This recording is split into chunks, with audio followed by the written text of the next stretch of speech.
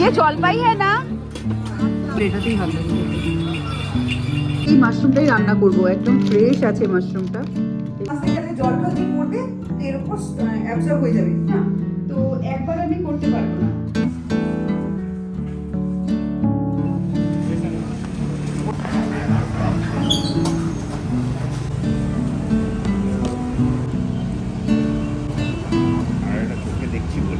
আমাদের কাহিনীর প্রতিটি মেম্বারকে গুড মর্নিং জানিয়ে আজকে একটা নতুন ভিডিও স্টার্ট করছি।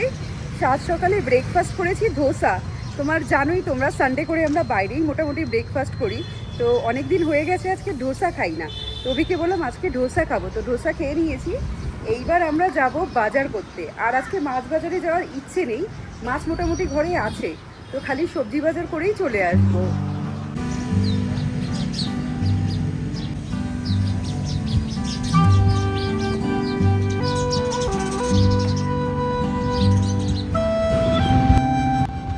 আমি যে বাজারটায় যাই, তোমাদের মধ্যে অনেকেই আমাকে অনেকবার জিজ্ঞেস করেছো বাজারের লোকেশনটা কোথায়। আমি তোমাদের লিঙ্কটাও দিয়ে দিয়েছি, তবুও আজকে চেনার সুবিধার্থে আমি ভিডিওটা নিয়েছি। সামনে দেখো, দেখতে পাচ্ছ লোহেগাঁও পুলিশ চকি। পুলিশ চকেরই একদম সাইড দিয়ে দেখতে পাবে এরকম একটা বড় গেট রয়েছে। এই গেট দিয়ে প্রথমে সোজা যেরকম রাস্তাটা যাচ্ছে সেরকমই যাবে। এই রাস্তাটা যখন এরকম 3 মুখ বা 4 মুখ বলতে পারো, হ্যাঁ 4 মুখ, 4 মুখের মাথায় আসবে, তখন দেখবে এখানে নানা বাড়িওয়ালে আছে। এই গলিটা দিয়ে পুরো একদম সোজা যেতে যাবে।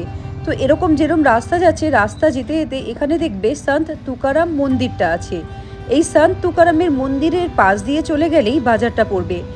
বা এই তুকারামের মন্দিরের সামনে এসে তোমরা কাউকে জিজ্ঞেস করতে পারো যে সানডে মার্কেটটা কোন দিকে, তোমাদের যে কেউ দেখিয়ে দেবে। এ দেখো, আমার ডান হাতে তুকারামের মন্দির, আর বাঁদিকের এই গলিটা দিয়ে, বাঁদিক বললে ভুল হবে, এই মন্দিরের পাঁচিল লাগানো গলিটা দিয়ে আমরা চলে এসেছি বাজারের এখানে। এই বাজারটা সকাল 7:30 থেকে 8টার মধ্যে বসতে শুরু করে আর সন্ধে 6টা-7টা পর্যন্ত থাকে। আমরা এখানটায় বাইক পার্ক করে ওই যে সামনে সোজা রাস্তাটা দেখছো, ওখান থেকে হেঁটে হেঁটে গিয়ে বাজারের মাঠটায় যাব। আর তোমাদের টাইমিংটা বলে দিই, তোমরা কিন্তু অবশ্যই চেষ্টা করবে সকালে আসার। যদি 4 হুইলার নিয়ে আসো, যতটা সকালে আসতে পারবে ততটাই ভালো, কারণ এটা কিন্তু পরে পার্কিংয়ের জায়গা থাকে না।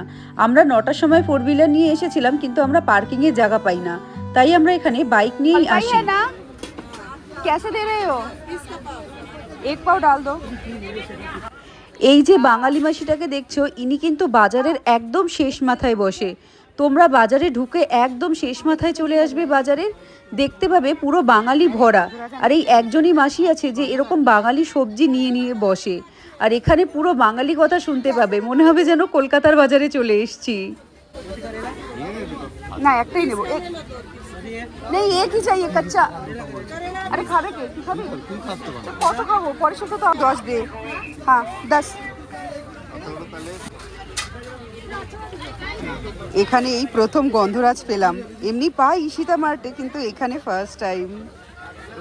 তো যদি তোমাদের এর পরেও লোকেশনটা কোনো বুঝতে অসুবিধা হয়, তাহলে আমাকে কমেন্টে লিখে জানিও, আমি চেষ্টা করব আরও একটু বেশি ভালো করে হেল্প করার। তো এইখানে যতটা পেরেছি আমি কিন্তু ভালো করেই বোঝানোর চেষ্টা করেছি। তো আমাদের এখন বাজার হয়ে গেছে, বাজারের থেকে বেরোনোর সময় আমরা এরকম ঠান্ডা ঠান্ডা আখের রস খাই, তারপরে বাড়ি ফিরি। এই যে বাজার ব্যাগ ভর্তি, 1 সপ্তাহের জন্য আর কোথাও যেতে হবে না। যাওয়ার সময় সবগুলো কাছাকাছিতে দিয়ে গেছিলাম, এখন এসে দেখছি কাছাকাছি হয়ে গেছে।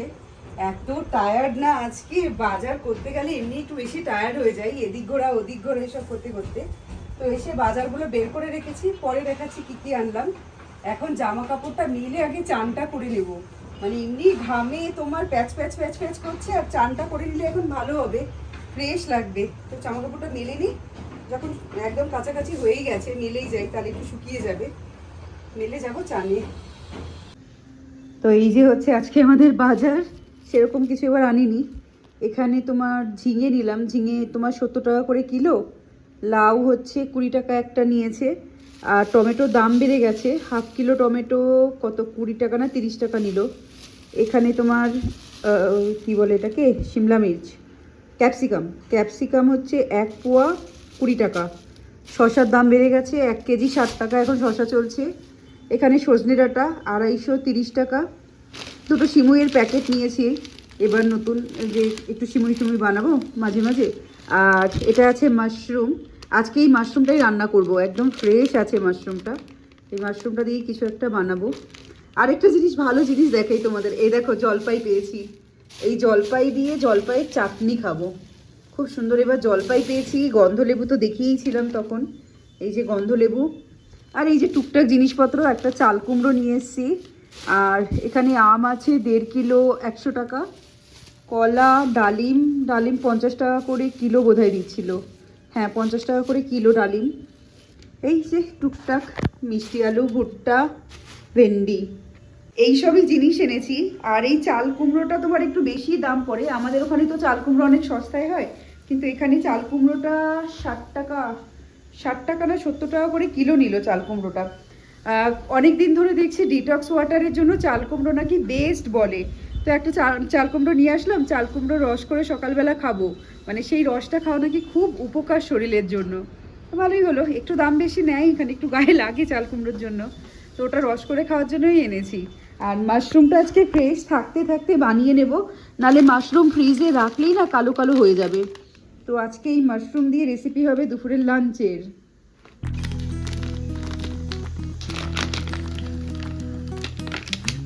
কি ফ্রেশ দেখো মাশরুমগুলো, কি সুন্দর সাদা সাদা।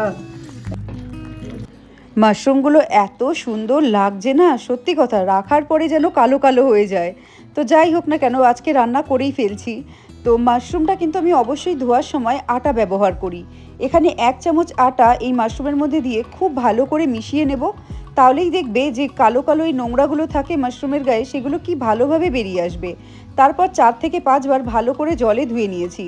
জলটাও দেখো এখন কি সুন্দর পরিষ্কার হয়ে গেছে, আর মাশরুমগুলো কি ভাল লাগছে।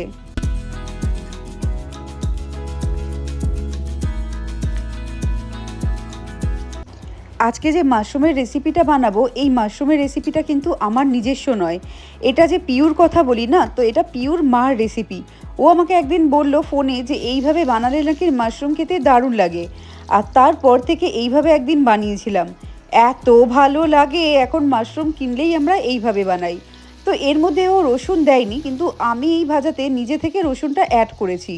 তো কড়াইতে সর্ষের তেল দিয়েছি, তাতে গ্রেট করা রসুন দিয়েছি, দিচ্ছি পেঁয়াজ কুচি, কাঁচা লঙ্কা কুচি, পরিমাণ মতো লবণ। এবার এই পেঁয়াজটা খুব ভালো করে পিঙ্কিশ হওয়া পর্যন্ত ভেজে নেব। মাশরুম বলছি, পেঁয়াজটা যখন এরকম পিঙ্কিশ মতন ভাজা হয়ে যাবে, তখন এর মধ্যে মাশরুমগুলো দিয়ে দেব। আর এর মধ্যে দিতে হবে খুব সামান্য কয়েকটা মশলা। মশলার মধ্যে ধনে গুঁড়ো, জিরে গুঁড়ো, হলুদ আর খুব সামান্য পরিমাণে লবণ দেব। যেহেতু মাশরুমে প্রচুর পরিমাণে জল থাকে, তো সেই জন্য এখানে কোনো রকম জল ব্যবহার করব না। মাশরুমটা একটু নেড়ে দিয়ে আমরা ঢেকে দেব।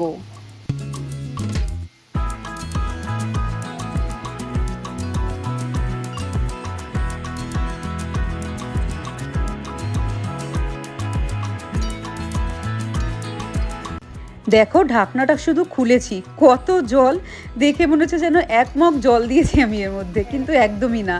তো মাশরুমেরই জল ওটা। আর এবার গ্যাসের ফ্লেম লো টু মিডিয়ামে রেখে পুরো জলটা আমি শুকিয়ে নেব। আর কড়াইতে দেখবে লেগে লেগে আসছে, তার মানে এই মাশরুমটা হয়ে গেছে।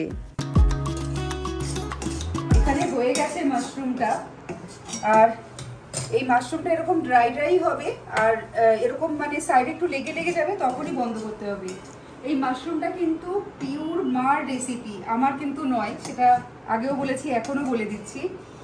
তো পিওর মা কিভাবে বানাতো, পিওর মাকে বলেছিল, তো আমি ওর মধ্যে একটু রসুন অ্যাড করেছি। রসুনটা অ্যাড করে নিয়ে আমি বানালাম। তো এই যে আজকে আমাদের লাঞ্চ তৈরি হয়ে গেছে। মাশরুম ফ্রাই আছে, মুসুরির ডাল, এর সাথে আছে মাছ ভাজা, আর স্যালাড তো আছে। গন্ধরাজ লেবুটা যেটা এনেছিলাম, গন্ধরাজ লেবুটা না কেটে নিয়েছি মুসুরির ডালে খাবো বলে। যত পুরনো হতে থাকে লেবুগুলো না, ফ্রিজে থাকলে কেমন একটা হয়ে যায়, তো তাই আজকে খেয়েই নিচ্ছি। এই হচ্ছে আজকে আমাদের লাঞ্চ।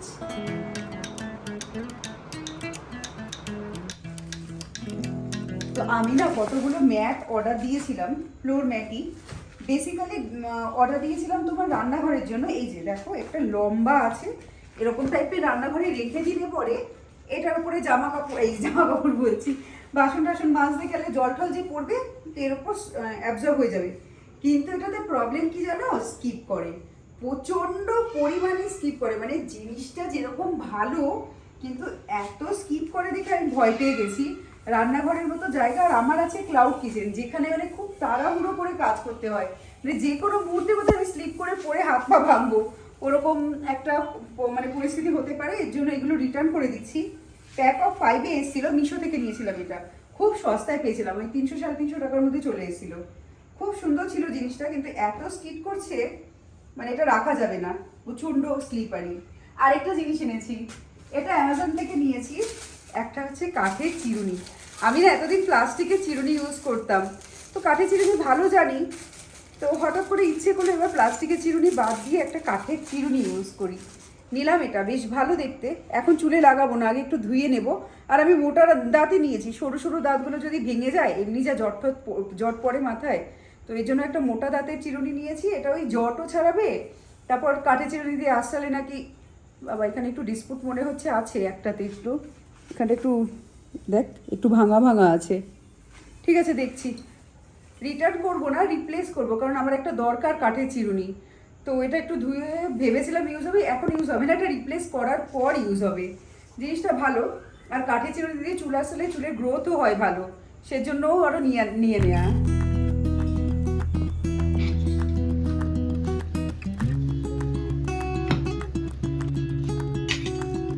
Room temperature.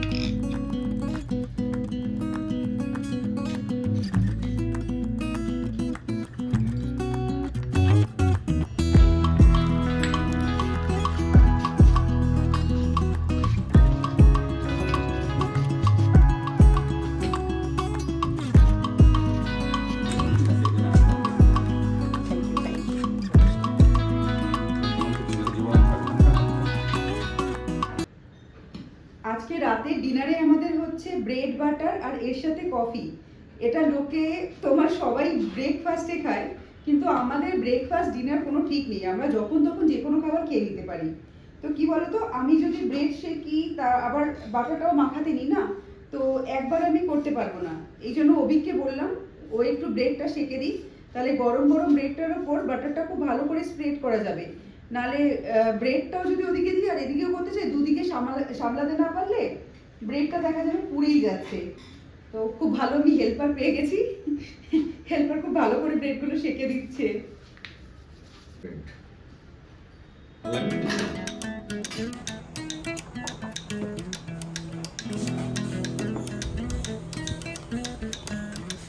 আজকে আমাদের ডিনার হচ্ছে ব্যালকানিতে, এই যে আমাদের ডিনার সেটআপ রেডি, ওদিকে লাইটে জ্বলে গেছে, ড্রিম লাইট, এখানেই হবে ডিনার। আর হেভি হাওয়া আসছে, মানে এইসব দেখলেই বুঝতে পারছো হাওয়া কিরকম আসছে।